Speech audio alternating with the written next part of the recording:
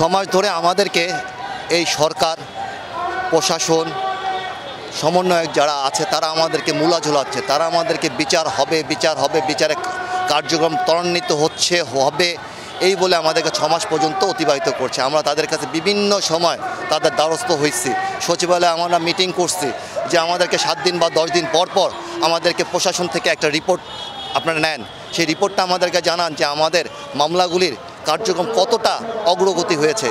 কিন্তু তারা আমাদেরকে শুধু আশ্বাস দিচ্ছে, কিন্তু তারা আমাদেরকে আমাদের বিচারে কার্যক্রম কোনো দৃষ্টান্তমূলক কোনো কিছু দেখাতে পারছে না। আমাদের বিচারের পদক্ষেপগুলি তাদের খুব ধীরগতি। এই জন্যে আমরা আজকে দীর্ঘ 6 মাস অপেক্ষা করে আমরা প্রধান উপদেষ্টার সাথে সাক্ষাৎ করতে গিয়েছিলাম, ওনার সাথে আমরা সাক্ষাৎ করতে পারি না। 170টা আওয়ামী লীগের নেতাকর্মীরা অ্যারেস্ট হয়েছে, প্রশাসনের হয়েছে 35 জন, তাহলে বাকিরা কোথায়? মাত্র কি 35 জন প্রশাসন দেশে থেকে কি তারা কি এই তাণ্ডব চালাচ্ছে, এই হত্যাগুলি করেছে?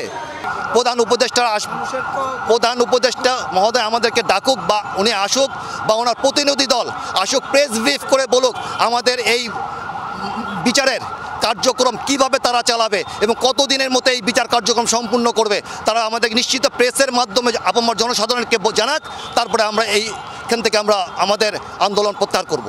আমরা এই যে মামলা করেছি, মামলা নামে মাত্র মামলা হয়েছে, কিন্তু ট্রাইব্যুনালের বিচারের কোনো অগ্রগতি নাই।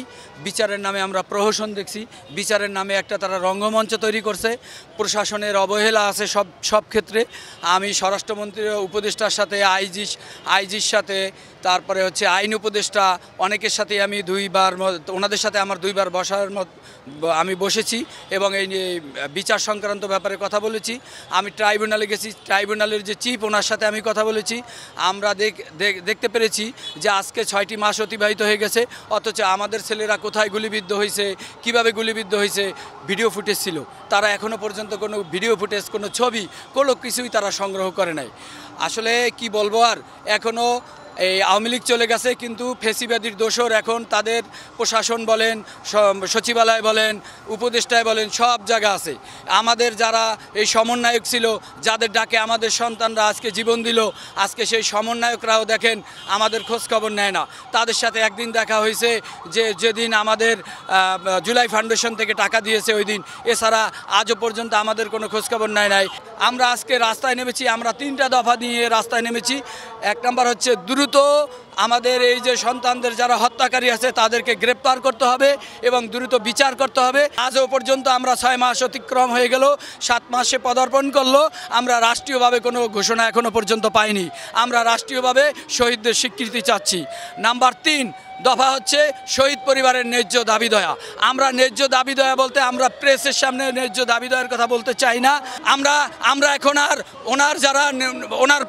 ওনার থেকে যারা নিচে আছে সবার সাথে আমরা কথা বলছি, কোনো সফলতা আমরা এখনো পর্যন্ত পাইনি। আমরা ওনার সাথে কথা বলতে চাই শেষবারের মতো। আর তা যদি না হয়, আমরা আজকে প্রেসের মাধ্যমে, আপনাদের মাধ্যমে একটা কথা জানাতে চাই, সারা বাংলাদেশে যত শহীদ পরিবার মামলা করেছে আমরা সমস্ত মামলা উর্দু করব ইনশাল্লাহ।